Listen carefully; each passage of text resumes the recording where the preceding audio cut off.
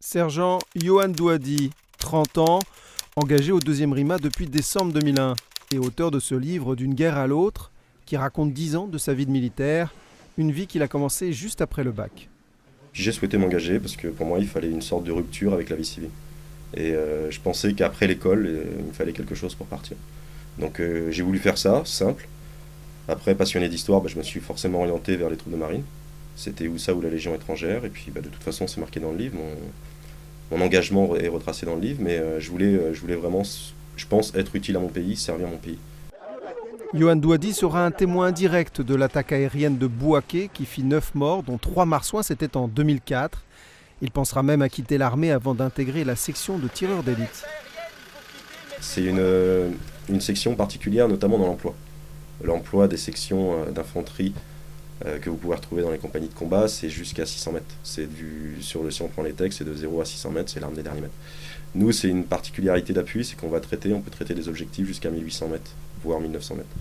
Donc c'est vraiment un appui pour faire une sorte de parapluie pour que les sections puissent avancer autour d'eux. D'accord. Vous êtes d'une certaine manière une protection pour des soldats plus avancés, c'est ça ? Oui, c'est ça.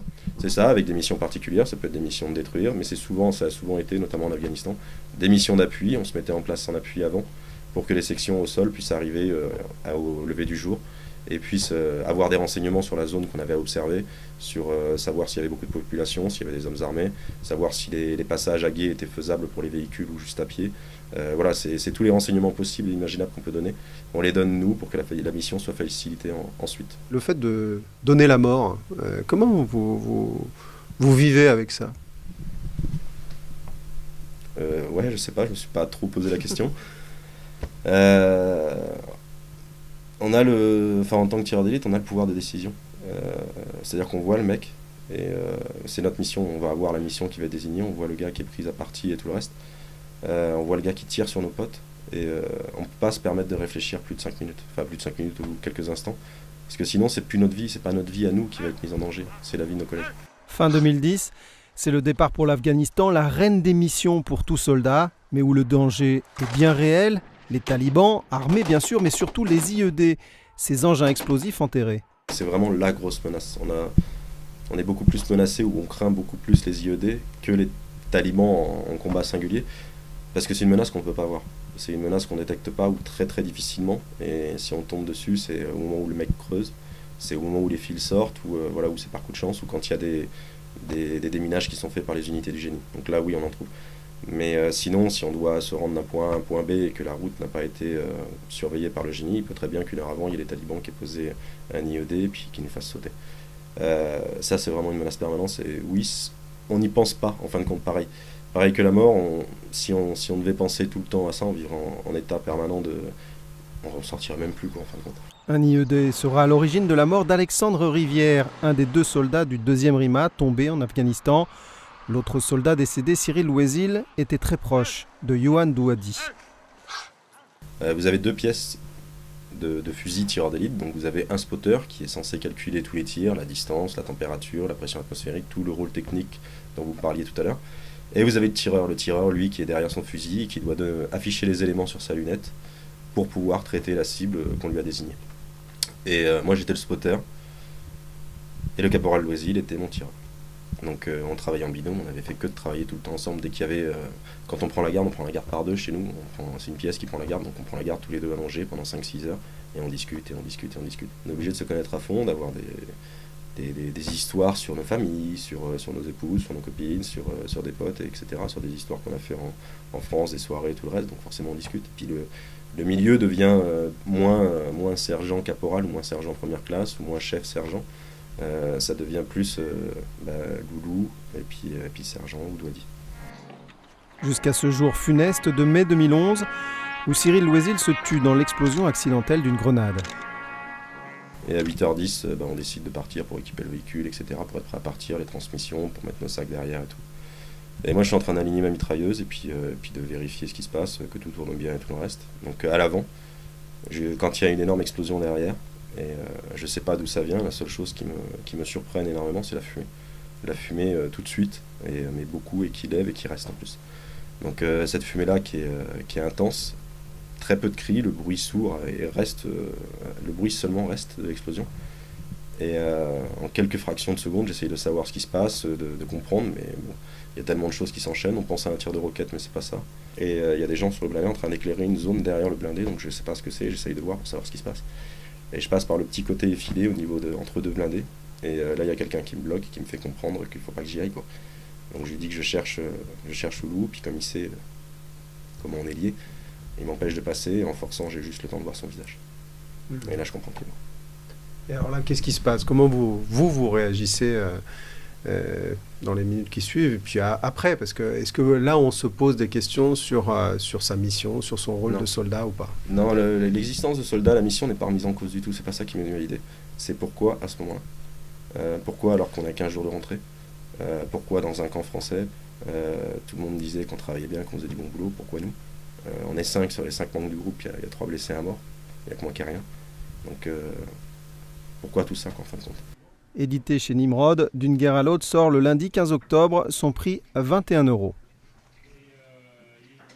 Quand on prend la garde par deux chez nous. C'est une pièce qui prend la garde, donc on prend la garde tous les deux allongés pendant 5-6 heures, et on discute, et on discute, et on discute. On est obligé de se connaître à fond, d'avoir des histoires sur nos familles, sur nos épouses, sur nos copines, sur des potes, etc., sur des histoires qu'on a fait en France, des soirées et tout le reste, donc forcément on discute. Puis le milieu devient moins sergent caporal, ou moins sergent première classe, ou moins chef sergent. Ça devient plus Loulou, et puis sergent ou Douadi. Jusqu'à ce jour funeste de mai 2011, où Cyril Loisil se tue dans l'explosion accidentelle d'une grenade. Et à 8h10, on décide de partir pour équiper le véhicule, etc., pour être prêt à partir, les transmissions, pour mettre nos sacs derrière et tout. Et moi je suis en train d'aligner ma mitrailleuse et puis de vérifier ce qui se passe, que tout tourne bien et tout le reste. Donc à l'avant, quand il y a une énorme explosion derrière, et je sais pas d'où ça vient, la seule chose qui me surprenne énormément, c'est la fumée. La fumée tout de suite, mais 600 mètres. Si on prend les textes, c'est de 0 à 600 mètres, c'est l'arme des derniers mètres. Nous, c'est une particularité d'appui, c'est qu'on peut traiter des objectifs jusqu'à 1800 mètres, voire 1900 mètres. Donc c'est vraiment un appui pour faire une sorte de parapluie pour que les sections puissent avancer autour d'eux. D'accord. Vous êtes d'une certaine manière une protection pour des soldats plus avancés, c'est ça? Oui, c'est ça. C'est ça, avec des missions particulières, ça peut être des missions de détruire, mais ça a souvent été, notamment en Afghanistan, des missions d'appui. On se mettait en place en appui avant, pour que les sections au sol puissent arriver au lever du jour et puissent avoir des renseignements sur la zone qu'on avait à observer, sur savoir s'il y avait beaucoup de population, s'il y avait des hommes armés, savoir si les passages à gué étaient faisables pour les véhicules ou juste à pied. Voilà, c'est tous les renseignements possibles et imaginables qu'on peut donner. On les donne nous pour que la mission soit facilitée ensuite. Le fait de donner la mort, comment vous vivez avec ça? Ouais, je sais pas, je me suis pas trop posé la question. Un point B et que la route n'a pas été surveillée par le génie, il peut très bien qu'une heure avant, il y ait les talibans qui aient posé un IED et puis qui nous fassent sauter. Ça, c'est vraiment une menace permanente. Et oui, on n'y pense pas, en fin de compte, pareil. Pareil que la mort, si on devait penser tout le temps à ça, on vivrait en état permanent on ne ressortirait même plus, quoi, en fin de compte. Un IED sera à l'origine de la mort d'Alexandre Rivière, un des 2 soldats du 2e RIMA tombé en Afghanistan. L'autre soldat décédé, Cyril Loisil, était très proche de Yohan Douadi. Vous avez 2 pièces de fusil tireur d'élite, donc vous avez un spotter qui est censé calculer tous les tirs, la distance, la température, la pression atmosphérique, tout le rôle technique dont vous parliez tout à l'heure. Et vous avez le tireur, lui, qui est derrière son fusil et qui doit afficher les éléments sur sa lunette pour pouvoir traiter la cible qu'on lui a désignée. Et moi j'étais le spotter, et le caporal Loisil était mon tireur. Donc on travaillait en binôme, on n'avait fait que de travailler tout le temps ensemble dès qu'il y avait... Sergent Yohan Douadi, 30 ans, engagé au 2e RIMA depuis décembre 2001 et auteur de ce livre D'une guerre à l'autre qui raconte 10 ans de sa vie de militaire, une vie qu'il a commencée juste après le bac. J'ai souhaité m'engager parce que pour moi il fallait une sorte de rupture avec la vie civile. Et je pensais qu'après l'école, il me fallait quelque chose pour partir. Donc j'ai voulu faire ça, simple. Après, passionné d'histoire, je me suis forcément orienté vers les troupes de marine. C'était ou ça ou la Légion étrangère. Et puis de toute façon, c'est marqué dans le livre. Mon engagement est retracé dans le livre. Mais je voulais vraiment, je pense, être utile à mon pays, servir mon pays. Yohan Douadi sera un témoin indirect de l'attaque aérienne de Bouaké qui fit 9 morts, dont 3 marsouins, c'était en 2004. Il pensera même à quitter l'armée avant d'intégrer la section de tireurs d'élite. C'est une section particulière, notamment dans l'emploi. L'emploi des sections d'infanterie que vous pouvez retrouver dans les compagnies de combat. C'est jusqu'à on a en tant que tireur d'élite, on a le pouvoir de décision. C'est-à-dire qu'on voit le mec, et c'est notre mission. On va avoir la mission qui va être désignée, on voit le gars qui est pris à partie et tout le reste. On voit le gars qui tire sur nos potes, et on ne peut pas se permettre de réfléchir plus de 5 minutes, enfin plus de 5 minutes ou quelques instants, parce que sinon c'est plus notre vie, c'est pas notre vie à nous qui va être mise en danger, c'est la vie de nos collègues. Fin 2010, c'est le départ pour l'Afghanistan, la reine des missions pour tout soldat, mais où le danger est bien réel, les talibans, armés bien sûr, mais surtout les IED, ces engins explosifs enterrés. C'est vraiment la grosse menace. On est beaucoup plus menacé, ou on craint beaucoup plus les IED que les talibans en combat singulier, parce que c'est une menace qu'on ne peut pas voir. C'est une menace qu'on ne détecte pas ou très très difficilement, et si on tombe dessus, c'est au moment où le mec creuse, c'est au moment où les fils sortent, ou où c'est par coup de chance, ou quand il y a des déminages qui sont faits par les unités du génie. Donc là oui, on en trouve. Mais sinon, si on doit se rendre d'un point